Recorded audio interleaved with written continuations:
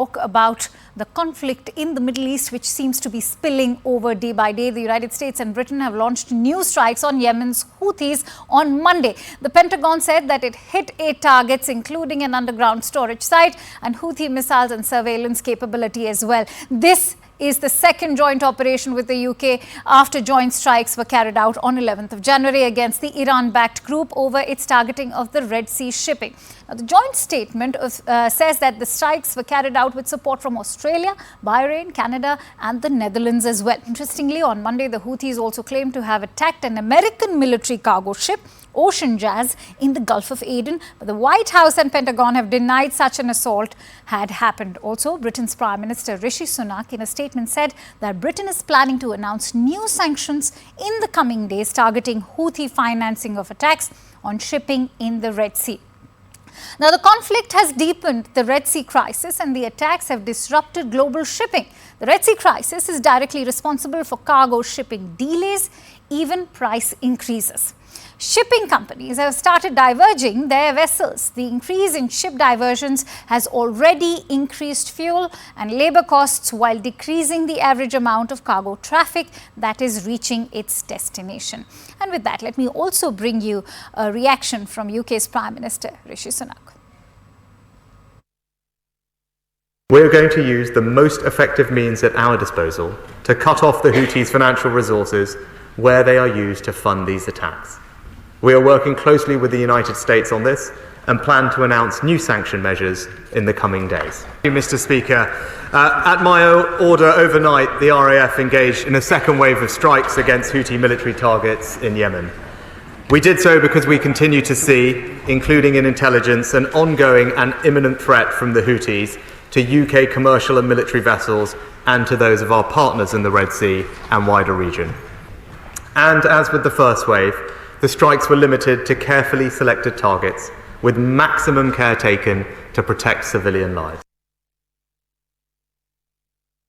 What the Houthis are doing is unacceptable, it's illegal, and it's threatening the freedom of navigation. That's why we've taken the action. Alongside that action is a whole set of measures we'll be taking, including sanctions and other pressure to put on the Houthis, combined, of course, with the action the Royal Navy is taking with others in the Red Sea. Let's be absolutely clear, we have no quarrel with the Yemeni people. Indeed, our aid feeds over 100,000 Yemenis every month, using the sea lane, delivering that aid, which is precisely the sea lane that the Houthis are trying to close. But of course, in Gaza, we want to see the swiftest possible end to that conflict. Indeed, we have called for an immediate humanitarian pause so we can get aid in, we can get hostages out, and we want that pause to turn into a sustainable, permanent ceasefire without a return to further fighting. That's the plan that we'll be putting forward this week as I travel to the region.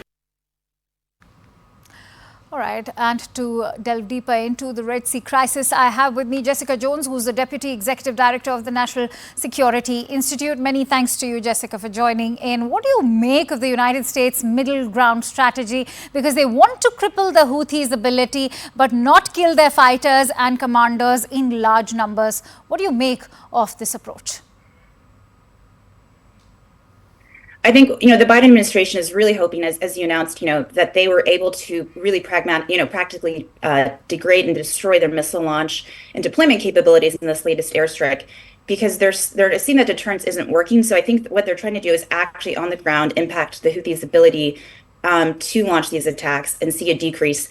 And hopefully there's enough time between now and a ceasefire where the Houthis will maybe cease their attacks.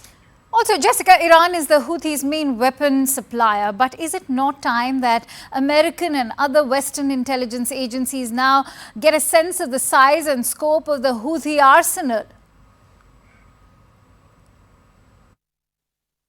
I mean, you're exactly right. I think the hard part right now, why we're not seeing a decrease in these attacks, is that the U.S. right now is really only, targeting the Houthis when we know that it's Iran that's supplying, backing, and advising the Houthis. And so we're not, setting our focus there because, again, we're worried about increasing conflict in the region. But until we focus on Iran, we're not going to see a decrease. I think there was just news reports earlier today about U.S. talking to China to increase Chinese pressure on Iran because our pressure isn't getting anywhere.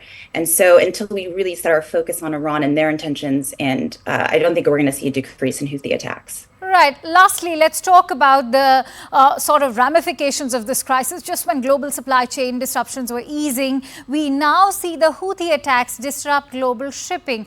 How is this impacting the global economy and the common man, of course? I mean, as you pointed out, this is one of the busiest shipping transit lanes in the world. To cross the Suez Canal, you have to go through the Red Sea. And you already see over a dozen major shipping companies refuse to go through the Red Sea. She pointed out now going down through around the southernmost tip of Africa, which for some transit routes will increase time 30 to 50%.